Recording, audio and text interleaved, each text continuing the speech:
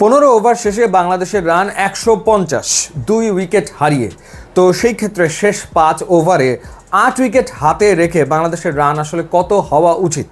শেষ 5 ওভারে বাংলাদেশ তো অন্তত পক্ষে ওভার প্রতি 12 রান করবে, অর্থাৎ 5 ওভারে অন্তত 60 রান তো বাংলাদেশ করবে। 5 বারং 60, যেহেতু হাতে 8টা উইকেট আছে, তাহলে বাংলাদেশের রানটা হয় 220, কিন্তু বাংলাদেশ সেটা করতে পারেনি। বাংলাদেশ 196 গিয়ে থেমে গেছে। অর্থাৎ 8 উইকেট হাতে রেখে বাংলাদেশ শেষ 5 ওভারে তুলতে পেরেছে কত রান? 46 রান। 10 করেও রান তুলতে পারেনি।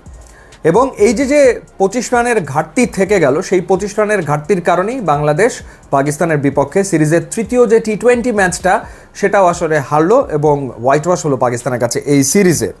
যেমনটা বলছিলাম যে বাংলাদেশকে দারুণ শুরু এনে দিয়েছিলেন পারভেজ হোসেন ইমন। 66 রানের একটা ইনিংস খেলেছেন 34 বলে, কিন্তু এই যে 34 বলে 66 রানের ইনিংস, 194 স্ট্রাইক রেটের এইরকম ইনিংস আর কেউ খেলতে পারেনি। স্পেশালি লিটন দাস এবং তাওহিদ হৃদয় ওই সময়টাতে ব্যাটিংয়ে ছিলেন, যখন ওই 15 ওভারের খেলা চলছে বা শেষ দিকে। লিটন দাস 18 বলে 22 রান করেছেন, so it's just a perfect one day innings. কিংবা তাওহিদ হৃদয় 18 বলে 25 রান করেছেন। এই যে দুজনে 18 বল করে 36টা বল খেলেছেন, একজন 18 বলে 22 করেছেন, একজন 18 বলে 25 রান করেছেন। এই ওয়ান ডে স্টাইলের ব্যাটিং বাংলাদেশ যদি বাদ না দেয়, কোনোদিনই টি-20তে বড় কোনো দলকে হারাতে পারবে না। এই ব্যাটিং অ্যাপ্রোচ বাংলাদেশের ব্যাটারদের ভুলে যেতে হবে, ঝেড়ে ফেলতে হবে, একদম ঝেড়ে ফেলতে হবে, না হলে আসলে হবে না। মনে তো হচ্ছিল যে 196 রান বাংলাদেশ করে ফেলেছে, প্রথম 2 টি-20র তুলনায় অনেক ভালো ব্যাটিং আসলে করেছে। কিন্তু যে সারফেসে খেলা হয়েছে, যে উইকেটে খেলা হয়েছে, অর্থাৎ ট্র্যাক যদি হয়ে থাকে 230-240 রানের, সেখানে 196 রান করলে তো ম্যাচ জেতা যাবে না, এবং বাংলাদেশ ম্যাচ আসলে এই কারণে জেতেও নি। সেঞ্চুরি করেছেন মোহাম্মদ হারিস, 107 রানের ইনিংস তিনি খেলেছেন 46 বলে, 8টা চার 7টা ছক্কা মেরেছেন, 232 স্ট্রাইক রেটে ব্যাট করেছেন।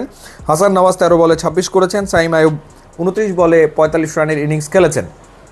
বাংলাদেশি বোলারদের ভেতরে সেরা বোলারকে, যাকে আসলে টি-20তে বিবেচনাই করা হয় না, সেই মেহেদী হাসান মিরাজ 3 ওভার বল করে 26 রানে 2 উইকেট নিয়েছেন। 8.66 তার ইকোনমি রেট। বাকিদের কথা বললে 12, 13, 11 এক একজন ওভার প্রতি রান দিয়েছেন। তানজিম হাসান সাকিব 3 ওভারে 36 দিয়েছেন। রিশাদ হোসেন 3 ওভারে 39 রান দিয়ে কোনো উইকেট নিতে পারেনি। হাসান মাহমুদ 3 ওভারে 42 দিয়ে কোনো উইকেট নিতে পারেননি। খালেদ আহমেদ 4 ওভারে 37 রান দিয়ে কোনো উইকেট নিতে পারেননি। একটা উইকেট নিয়েছেন তানজিম হাসান সাকিব, 2টো নিয়েছেন মেহেদী হাসান মিরাজ। সো বাংলাদেশের টি-20তে যে দুর্বলতা, সেটা একেবারে স্পষ্ট হয়ে গেছে পাকিস্তানের বিপক্ষে এই সিরিজে।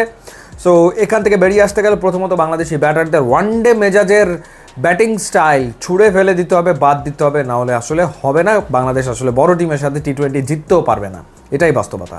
ইউটিউব, ইনস্টাগ্রাম লিঙ্ক দেওয়া আছে, আপনারা যোগ দিলে খুবই খুশি হবে। And thanks for watching.